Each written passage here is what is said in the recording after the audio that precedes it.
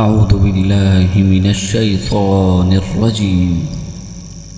بسم الله الرحمن الرحيم. يا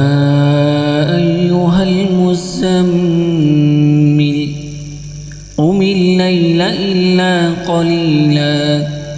نصفه أو انقص منه قليلا أو زد عليه ورتل القرآن ترتيلا إنا سنلقي عليك قولا ثقيلا إن ناشئة الليل هي أشد وطئا وأقوم قيلا إن لك في النهار سبحا طويلا واذكر اسم ربك وتبتل إليه تبتيلا رب المشرق والمغرب لا إله إلا هو فاتخذه وكيلا واصبر على ما يقولون واهجرهم هجرا جميلا وذرني والمكذبين أولي النعمة ومهلهم قليلا إن لدينا أنكالا وجحيما وطعاما ذا غصة وعذابا أليما يوم ترجف الأرض والجبال وكانت الجبال كثيبا مهيلا إنا أرسلنا إليكم رسولا شاهدا عليكم كما أرسلنا إلى فرعون رسولا فعصى فرعون الرسول فأخذناه أخذا وبيلا فكيف تتقون إن كفرتم يوما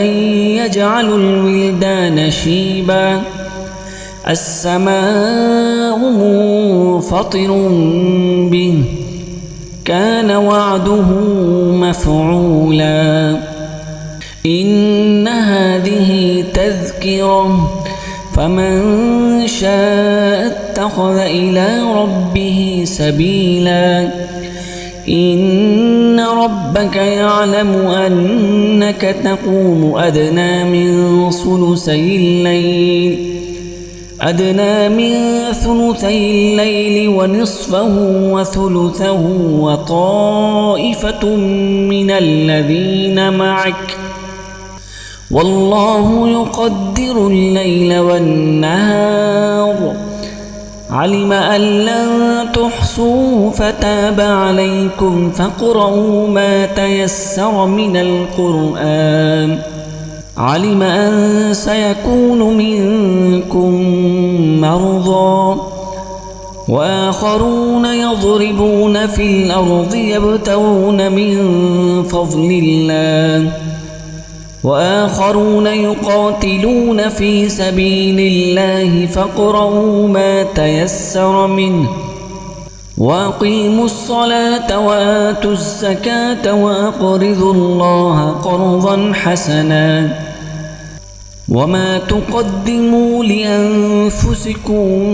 من خير تجدوه عند الله هو خيرا وأعظم أجرا واستغفروا الله إن الله غفور رحيم.